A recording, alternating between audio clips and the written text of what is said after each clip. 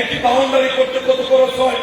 আপাতত একজন এমপি আমি নিজের নামে বরাদ্দ অর্থ দেবে সর্বোচ্চ 3 থেকে 10 লাখ টাকা যে কোনো প্রতিষ্ঠান বরাদ্দ দিতে পারে। আপাতত সর্বোচ্চটা দিয়ে এই স্কুলের কার্যক্রম শুরু করতে চাই।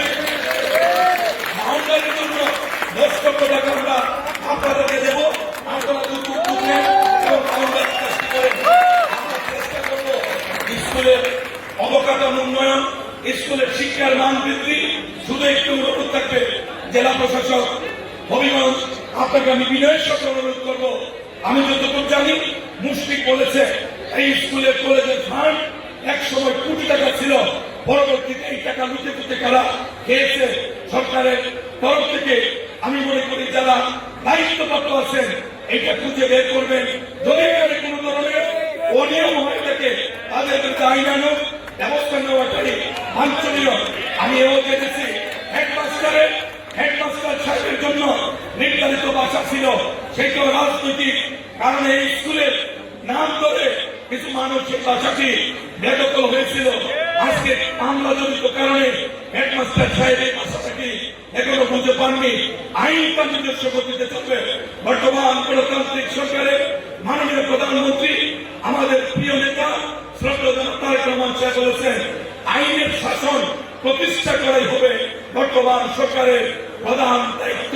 আমি অনুরোধ করব যদি স্কুলের হেডমাস্টার সাহেবের বাসাটি কেউ জুড়ে দখল করে থেকে থাকে, কোন আইনগত ভাবে কোনো বাধা সৃষ্টি করে থাকে, আপনি প্রয়োজনীয় পদক্ষেপ নেন, আমরা আপনাকে মাত্র সহায়তা করব। আমাদের স্কুলের অনেকগুলি দোকানপাট আছে, সেইগুলির ভাড়া সেই কত বছর আগে নির্ধারণ হয়েছিল রাজনৈতিক বিবেচনায়, সেইটা আমরা নাই জানলাম। আমরা মনে করি স্কুলের কলেজের কথা বিবেচনা করে এই স্কুলের যত সম্পদ যে সমস্ত জায়গায় ব্যাহত হয়েছে, যে সমস্ত জায়গায় স্কুলের সম্পদ স্কুল ঠিক মতো বুঝে পায়নি, সেখানেও আমাদের জেলা প্রশাসন উদ্যোগী হবেন, সেখানেও আমরা আপনার কাছে থাকবো। আর কথা না বাড়িয়ে সকলকে অনুরোধ করব, আমরা যারা বিশেষ করে হবিগঞ্জে জন্মগ্রহণ করেছি, আমরা হবিগঞ্জে বেড়ে উঠেছি, হবিগঞ্জকে নিয়ে গর্ববোধ করি।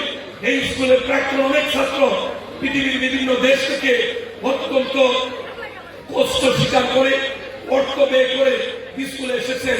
তাদের মনের শান্তির জন্য তাদের এই কষ্টকে আমরা যদি শ্রদ্ধা বলে স্মরণ করি, আমি মনে করি আগামীতে তারা যখন স্কুলে ঢুকবেন এই স্কুলের এই করুণ অবস্থা যেন তাদেরকে দেখতে না হয়। আমরা যেন এই অর্থ বছর নতুন বাজেট আগামী 11 তারিখে জাতির সামনে মহান জাতীয় সংসদের এই বাজেটে আমরা যতটুকু জানি শিক্ষা ক্ষেত্রে সর্বোচ্চ প্রাধান্য দেওয়া হবে। আমি চেষ্টা করব হবিগঞ্জের মানুষ প্রায় লক্ষাধিক ভোটের ব্যবধানে আমাকে তাদের প্রতিনিধি হিসাবে দায়িত্ব পালনের সুযোগ সৃষ্টি করে দিয়েছেন। আমি চেষ্টা করব হবিগঞ্জের শুধু হবিগঞ্জ হাই স্কুলের কলেজ নয়, সবকটি শিক্ষা প্রতিষ্ঠানে আমরা যেন অগ্রণী ভূমিকা পালন করতে পারি। আল্লাহ যেন আমাদের সেই তৌফিক দেয়, সেই দোয়া চেয়ে আমরা সরকারি নির্মাণ কলেজে রীতিমতো উদ্যোগ নিয়েছি। একটি 10 তলা ভবন এবং একটি 6 তলা ভবন বলছিলেন আমরা দরপত্র আহ্বানের মাধ্যমে আমরা আমাদের সেই কার্যক্রম শুরু করবো। হবিগঞ্জ সরকারি উচ্চ বিদ্যালয়, Habiganj high school and college, JK school and college সহ বিকেটিসি সহ আমাদের উচ্চ বালিকা বিদ্যালয় সহ এই শহরে যে কতটি শিক্ষা প্রতিষ্ঠান আছে আমাদের সুযোগ্য জেলা প্রশাসককে সামনে রেখে ওনার মাধ্যমে আমরা আমাদের প্রকল্পগুলি তৈরি করে আমরা আমাদের প্রিয় নেতা, প্রিয় অভিভাবক, রাষ্ট্রের প্রধানমন্ত্রী জনাব তারেক রহমান সাহেবের কাছ থেকে এই অর্থের বরাদ্দ নিয়ে আমরা প্রমাণ করব কথা কম বলে কাজ বেশি করে অন্যরা পারেনি। শিক্ষক শিক্ষিকাকে অনুরোধ করব, রাজনৈতিক অবস্থা পরিবর্তন হয়েছে, আপনারা একটু দ্রুত নিজেদেরকে পরিবর্তনের প্রয়োজন নেই, মানসিক অবস্থার পরিবর্তন করুন। জনগণ ঠিক করবে, জনগণের ভোট দ্বারা কারা রাষ্ট্র পরিচালনা করবে। আপনারা শিক্ষক, আপনারা জাতির বিবেক, আপনারা আলোকিত মানুষ তৈরি করে আপনাদেরকে মানুষ শ্রদ্ধা করে আমি শুধু অনুরোধ করব আপনারা রাজনৈতিক দলাদল থেকে বেরিয়ে এসে এই শিক্ষা প্রতিষ্ঠানটির দিকে আপনারা মনোযোগী হবেন।